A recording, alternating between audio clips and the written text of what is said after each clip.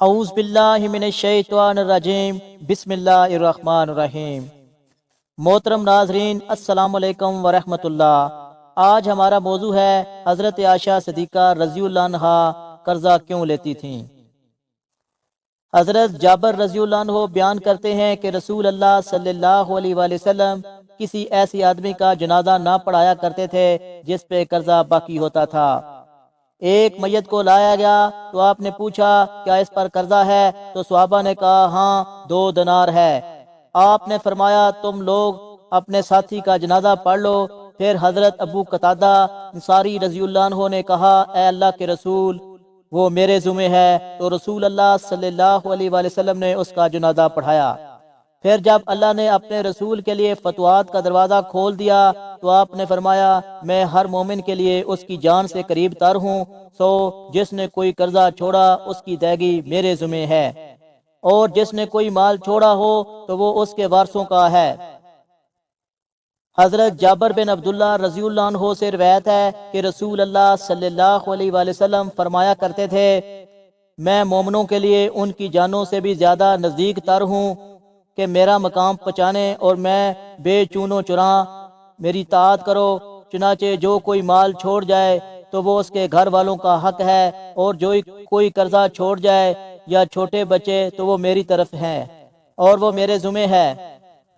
ام المومنین حضرت عائشہ صدیقہ رضی اللہ عنہا نے بیان کیا ہے کہ رسول اللہ صلی اللہ علیہ وآلہ وسلم نے اپنی نماز میں یہ دعا کرتے تھے جس کا مفہوم یہ ہے اللہ میں عذاب قبر سے تیری پناہ چاہتا ہوں، مجھے مسیح دجال کے فتنے سے محفوظ رکھ، مجھے زندگی اور موت کے فتنوں سے محفوظ رکھ، اے اللہ مجھے گناہ کے کاموں اور قرض سے بچا رکھ۔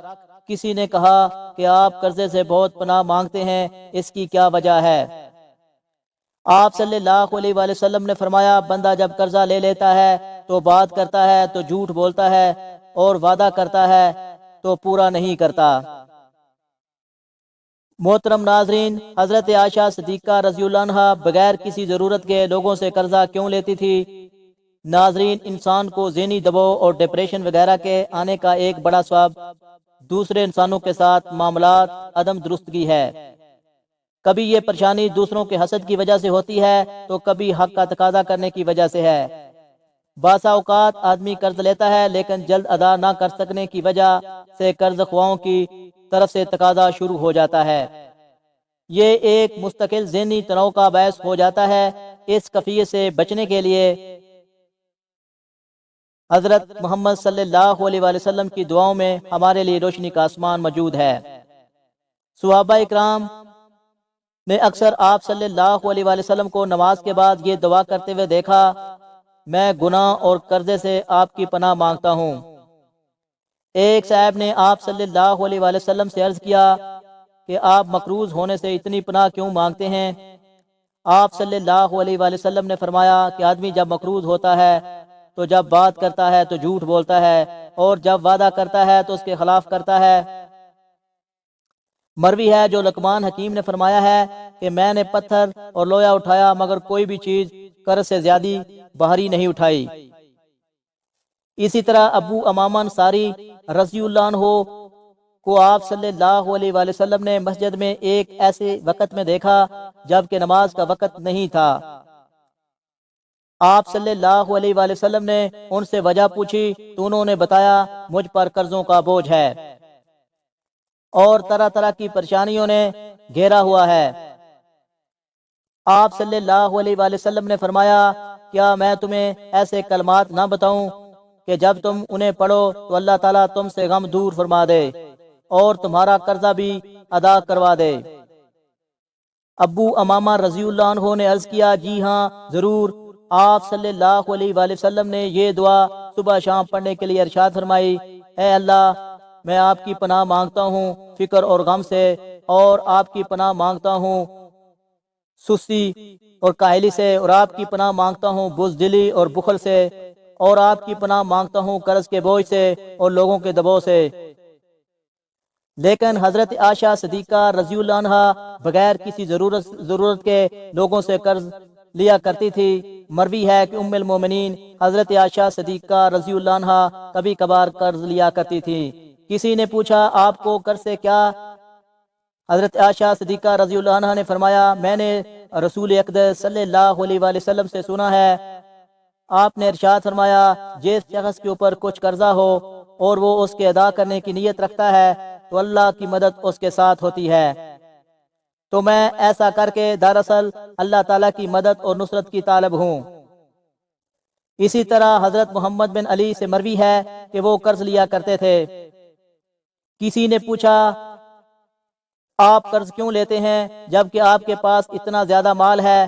فرمایا اس لیے کہ نبی کریم صلی اللہ علیہ وآلہ وسلم نے فرمایا اللہ تعالیٰ قرض داروں کے ساتھ ہے جب تک کہ وہ قرضہ ادا کر دے، لہذا میں یہ پسند کرتا ہوں کہ اللہ سبحانہ تعالیٰ میرے ساتھ ہو۔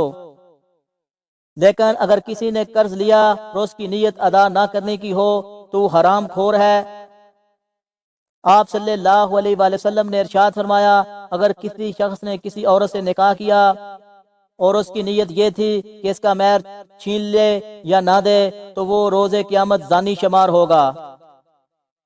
جس شخص نے کوئی چیز خریدی اس کی نیت یہ ہے کہ اس کی قیمت دبا لے، وہ قیامت کو چور اٹھایا جائے گا۔ اسی طرح قرض دار کو مہلت دینا اور صبر کرنا بیعث اجر ہے۔ حضرت ابو ہریرہ رضی اللہ عنہ سے روایت ہے کہ رسول اقدس صلی اللہ علیہ وآلہ وسلم نے فرمایا جس نے کسی تنگ دست کو مہلت دی یا اس کے قرضے کو کم کر دیا اسے روز قیامت اللہ تعالیٰ اپنے عرش کے سائے میں جگہ دے گا جس دن سوائے اس سائے کے کوئی اور سایہ نہ ہوگا۔ اسی طرح ایک اور روایت میں فرمان مصطفیٰ صلی اللہ علیہ وآلہ وسلم ہے کہ جو کسی تنگ دست واپسی کی مدت تک اس کے قرضے دینے والے کو ہر دن اتنا ہی قرض کے برابر صدقہ کرنے کا اجر و ثواب ملے گا۔